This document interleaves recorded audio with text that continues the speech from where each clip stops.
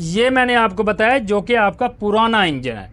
फ़र्ज़ किया अभी यहाँ पे आप नया इंजन करते हैं तो नया इंजन उसी टाइम पे ही बैक कंप्रेशन मारने लग जाता है, उसी टाइम पे ही ब्लो मारने लग जाता है। उसकी वजह क्या हो जाती है? तो हम डालते हैं इसमें टॉप रिंग। ये देखना,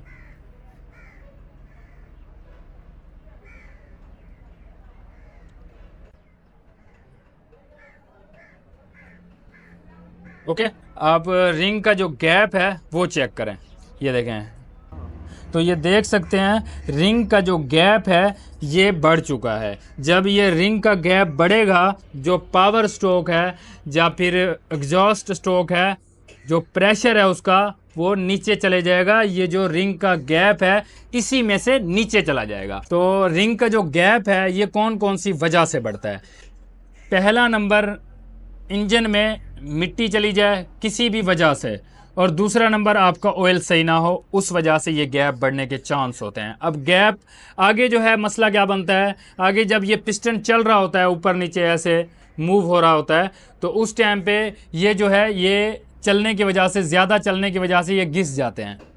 ओके, ये घिस जाते हैं और घिसने की वजह से इसका गैप बढ़ जाता है। एक ये वजह हो जाती है, और दूसरा जो है ये जो लाइनर है, लाइनर भी अंदर से घिस जाते हैं। जब ये घिसता है साथ में लाइनर भी घिस जाता है, कुछ लाइनर घिस जाता है, कुछ ये घिस जाता है। इसके बाद इसमें जो है गैप ऐसे ऐसे से बढ़ने लगता है। मतलब ऐसे ये बंद होता है ना, ये देखें ऐसे कुछ बंद होता है तो फिर ये ऐसे ऐसे से ये खुल जाता है।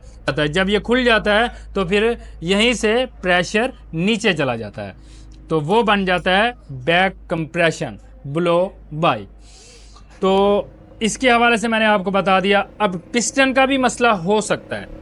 पिस्टन का ज़्यादातर उस टाइम पे मसला होता है जब आपका इंजन ओवर हीट हो जाए, जब आपका इंजन गर्म हो जाए। जब इंजन गर्म हो जाएगा साथ में रिंग भी ख़राब हो जाएंगे। पिस्टन और जो रिंग है ये आपस में पकड़ लेते हैं और ये खुलता नहीं है, ऐसे रिंग ऐसे खुलता नहीं है, ऐसे रिंग क्लोज हो जाता है।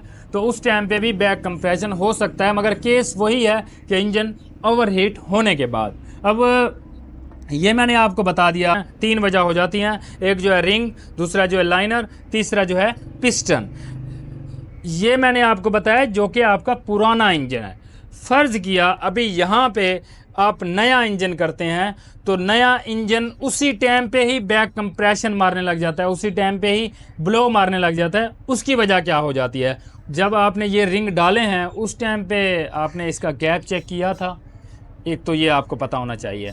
गैप इसका तकरीबन होता है कोई 40 mm, 0.40 mm। यहाँ पे मैं आपको दिखा देता हूँ। 108 mm piston, 110 mm piston, 112 mm piston, 114 mm piston, या फिर इससे थोड़ा बहुत भी ऊपर हो कोई मसला नहीं है। हमारे पास ज़्यादा से ज़्यादा 114 mm पिस्टन होता है तो ज़्यादातर। तो यहाँ पे जो इसका गैप होता है वो होना चाहिए टॉप रिंग का 0.40 mm हो या फिर 0.45 mm हो, तो वो गैप बिल्कुल ठीक है। बाकी ऑयल रिंग का इससे भी कम होता है। मकसद ज़रूरी है टॉप रिंग, और ऑयल रिंग का तकरीबन मेरे अंदाज़े से कोई 0.30 mm, 0.28 mm, ये बिल्कुल ठीक है ऑयल रिंग का। अब यहाँ पे अगर आप गैप भी चेक करते हैं फिर भी बैक कंप्रेशन होता है, उसकी वजह क्या हो सकती है? उसकी वजह ये हो सकती है कि जब आप इसमें रिंग डालते हैं, यहाँ पे पिस्टन के अंदर जिस तरह से ये डला हुआ है, अगर आपका यहाँ पे रिंग ढीला हुआ तो उसकी वजह से बैक कंप्रेशन हो सकता है। कैसे हो सकता है? वो इस तरीके का हो सकता है। फ़र्ज़ किया कि पिस्टन फिटिंग हुआ है, ये देखें पिस्टन फिटिंग हो गया है और इसमें ये ऊपर नीचे ढीला है। रिंग ढीला होने की वजह से जैसे ही मतलब इसमें पावर स्ट्रोक आएगा तो पावर स्ट्रोक ने इधर से प्रेशर निकाल देना है। और कैसे निकालना है? पहले जो है यहाँ पे आएगा प्रेशर और यहाँ से अंदर की तरफ चला जाएगा, अंदर चला जाएगा, अंदर से होकर फिर बाहर की तरफ से होकर नीचे चला जाएगा। तो इस तरीके का जो है बैक कंप्रेशन जाता है चैम्बर में। ये तो हो गया कि उसी टाइम पे बैक कंप्रेशन मारना। कुछ केस में ऐसा होता है कि कुछ चलने के बाद बैक कंप्रेशन शुरू होता है। उसकी वजह क्या होती है? उसकी वजह ज़्यादातर ये हो जाती है जब आपका सिलेंडर जो है, ब्लॉक जो है, ये रिपेयर किया जाए। रिपेयर जब करते हैं तो कुछ गलती उनसे हो जाती है जो खरादिया रिपेयर करने वाले हैं, जो रिपेयरिंग करने वाले हैं, उसकी वजह से फिर कुछ चलने के बाद बैक कंप्रेशन शुरू हो जाता है। मगर आपका अगर ऑयल कम नहीं हो रहा, उसे आप चलने दें, कोई मसला नहीं होता, क्योंकि जेन्युइन जब फिटिंग होती है वो तो बिल्कुल परफेक्ट होती है ना, इस वजह से। अब कुछ केसों में फिर ये हो जाता है कि ये भी क्रैक हो जाता है, ये जो लाइनर है ये भी क्रैक हो सकता है, यहाँ से क्रैक हो जाता है, उसकी वजह से भी बैक कंप्रेशन हो सकता है। तो ज़्यादातर केसों में ये भी होता है। इंजन खोलते हैं, इंजन खोल के हमने कोई खरादिया का काम नहीं करवाया, इंजन को दोबारा से हमने उसी टाइम पे फिटिंग कर दिया, ओके, तो फिर बैक कंप्रेशन हो गया।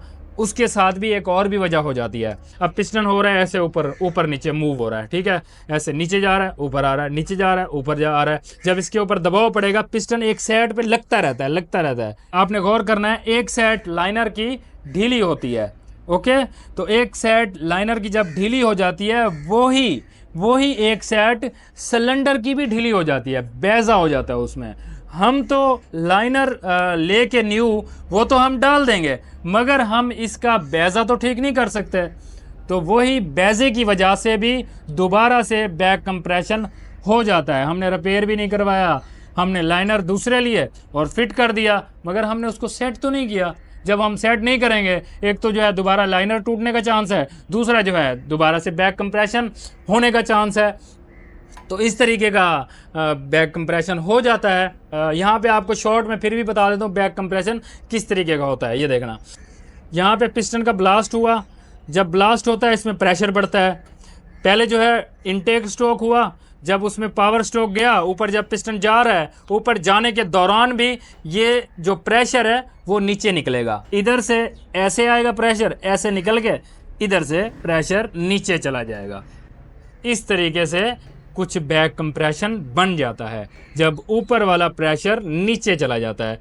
जब आपका इस तरीके से इंजन कमज़ोर होगा तो एक तो जो है ऑयल भी कम होगा, और दूसरा जो है आपकी गाड़ी ने डीजल भी ज़्यादा पीना है, क्योंकि हवा जो है वो नीचे जा रही है, ऊपर ब्लास्ट नहीं हो रहा, क्योंकि इसका काम भी यही है कि हवा पूरी मिलना और वहाँ से डीजल आना, इंजन ने ब्लास्ट हो जाना।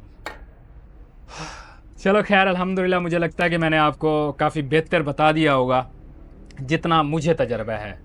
तो फिर भी आपको पता ना चला हो, इसमें कुछ भी गलती हो तो आपने कमेंट्स करके ज़रूर बताना है, आगे मैं बेहतर करने की कोशिश करूँगा। आपने ज़्यादा से ज़्यादा सपोर्ट करना है ताकि आगे और भी बेहतर मैं वीडियो बना सकूँ। वीडियो अच्छी लगी है तो लाइक कर देना, चैनल पे न्यू है, चैनल को अभी तक आपने सब्सक्राइब नहीं किया, सब्सक्राइब भी कर देना, बेल आइकन को ऑल पे क्लिक कर देना ताकि आपको हर न्यू वीडियो की अपडेट मिल सके। अभी के लिए ओके, अल्लाह हाफ़िज़, इंशाल्लाह बहुत जल्द मिलेंगे नेक्स्ट वीडियो में।